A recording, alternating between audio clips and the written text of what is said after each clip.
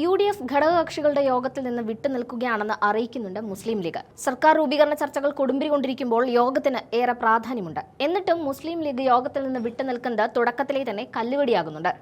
സർക്കാർ രൂപീകരണത്തിന് ഇനിയും 9 ദിവസം മുന്നിലുണ്ട്. എന്നിട്ടും ലീഗ് ഈ രീതിയിൽ നിലപാടെടുക്കുന്നതിന് പിന്നിൽ മുഖ്യമന്ത്രി പദവുമായി ബന്ധപ്പെട്ട വിവാദങ്ങളാണെന്ന കാര്യത്തിൽ തർക്കമില്ല.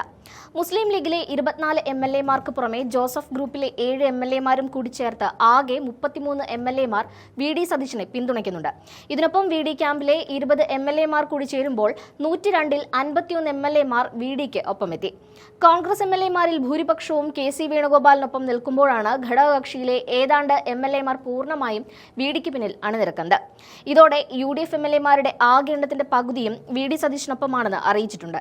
ഇതാണ് KC വേണുഗോപാലിന്റെ വഴിയടച്ച ഘടകം. തീരുമാനിക്കുന്നത് കോൺഗ്രസിന്റെ മുഖ്യമന്ത്രിയെയല്ല, മറിച്ച് UDF-ന്റെ കൂടി മുഖ്യമന്ത്രിയെയാണ്. ഇതോടെയാണ് കാര്യങ്ങൾ അവസാന നിമിഷം VD സതീശന് അനുകൂലമായി മാറുന്നത്. ഇക്കാര്യം അടിവരയിടുന്ന ലീഗ് അതുകൊണ്ട് തന്നെ ആദ്യം മുഖ്യമന്ത്രിയെ തീരുമാനിക്കുക, എന്നിട്ട് യോഗത്തിൽ പങ്കെടുക്കാമെന്നാണ് അറിയിച്ചിരിക്കുന്നത്. KC വേണുഗോപാലിനെ മുഖ്യമന്ത്രിയാക്കിയാൽ മന്ത്രിസഭയിൽ തങ്ങളുടെ പ്രതിനിധികൾ ഉണ്ടാകില്ലെന്ന് അതിനിർണായക തീരുമാനം ലീഗ് കൈക്കൊണ്ടതായി റിപ്പോർട്ടുകൾ സൂചിപ്പിക്കുന്നുണ്ട്. സതീശന് അനുകൂലമായ നിലപാട് ഹൈക്കമാൻഡ് സ്വീകരിക്കുമെന്നായിരുന്നു പാണക്കാട് ചേർന്ന ലീഗ് നേതൃയോഗത്തിന്റെ വിലയിരുത്തൽ.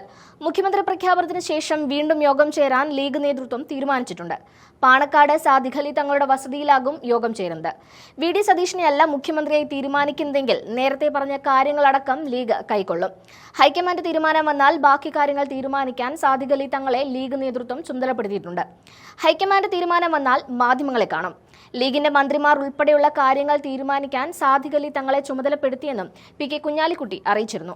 സംസ്ഥാനത്ത് ഭരണസ്തംഭനമില്ലെന്നും PK കുഞ്ഞാലിക്കുട്ടി പറഞ്ഞിട്ടുണ്ട്. മുഖ്യമന്ത്രിയെ തീരുമാനിക്കുന്നതിൽ കേരളത്തിലെ ജനവികാരം ഉൾക്കൊള്ളണമെന്ന നിലപാടിൽ ഉറച്ചു നിൽക്കുകയാണ് അവസാന മണിക്കൂറിലും മുസ്ലിം ലീഗ്. VD സതീശൻ മുഖ്യമന്ത്രിയാകണമെന്നാണ് പൊതുസമൂഹം ആഗ്രഹിക്കുന്നതെന്ന് ഫലം വന്ന ശേഷം AICC നിരീക്ഷകരുമായി നടത്തിയ കൂടിക്കാഴ്ചയിൽ ലീഗ് നേതൃത്വം അറിയിച്ചിരുന്നു. ആ തീരുമാനത്തിൽ നിന്ന് ലെവലേശം പിന്നാക്കം പോയിട്ടില്ലെന്ന് തെളിയിക്കുകയാണ് മുസ്ലിം ലീഗ്. ഈ നിലപാടിൽ നിന്ന് പിന്നോട്ട് പോകേണ്ട സാഹചര്യമില്ലെന്ന് ബുധനാഴ്ച സംസ്ഥാന പ്രസിഡന്റ് പാണക്കാട് സാദിഖ് അലി ശിഹാബ് തങ്ങളുടെ അധ്യക്ഷതയിൽ ചേർന്ന അടിയന്തര നേതൃയോഗം തീരുമാനിച്ചതോടെ VD ക്യാമ്പിന് വീണ്ടും അനക്കം വെച്ചു. ഡൽഹിയിൽ നിന്നുള്ള തീരുമാനത്തിന് കാത്തുനിൽക്കുകയാണെന്നും അതിനുശേഷമാണ് എന്ത് സമീപനം സ്വീകരിക്കണമെന്ന് തീരുമാനിക്കുകയെന്നും യോഗശേഷം ദേശീയ ജനറൽ സെക്രട്ടറി PK കുഞ്ഞാലിക്കുട്ടി മാധ്യമങ്ങളോട് പറഞ്ഞു. ഇതിന്റെ മുന്നോടിയായിട്ടാണ് യോഗത്തിൽ നിന്ന് വിട്ടുനിൽക്കുമെന്ന് ലീഗ് അറിയിച്ചത്. അതേസമയം കോൺഗ്രസ് ആരെ മുഖ്യമന്ത്രിയായി തീരുമാനിച്ചാലും അംഗീകരിക്കുമെന്ന് പറയാൻ ലീഗ് നേതൃത്വം തയ്യാറായിട്ടില്ല. മുഖ്യമന്ത്രിയെ കണ്ടെത്തുന്നത് ഉത്തരവാദിത്വമുള്ള വിഷയമാണെന്നും ഇനിയും വൈകരുതെന്നും പറഞ്ഞ് തീരുമാനം നീണ്ടുപോകുന്നതിലെ അതൃപ്തി പരസ്യമാക്കുകയും ചെയ്യുന്നുണ്ട് മുസ്ലിം ലീഗ്. ഫലം വന്ന ശേഷം ചില കോൺഗ്രസ് നേതാക്കൾ ലീഗിനെതിരെ തിരിഞ്ഞതും യോഗത്തിൽ ചർച്ചയായിട്ടുണ്ട്.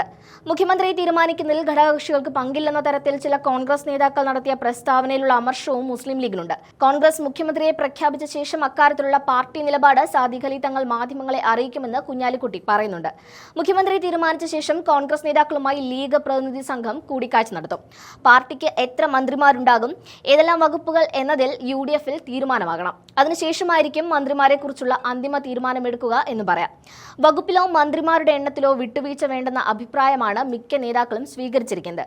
എന്തായാലും ലീഗിന്റെ ഇടപെടലാണ് കോൺഗ്രസ് ഇതര MLA-മാരെ VD ക്യാമ്പിൽ എത്തിച്ചത്.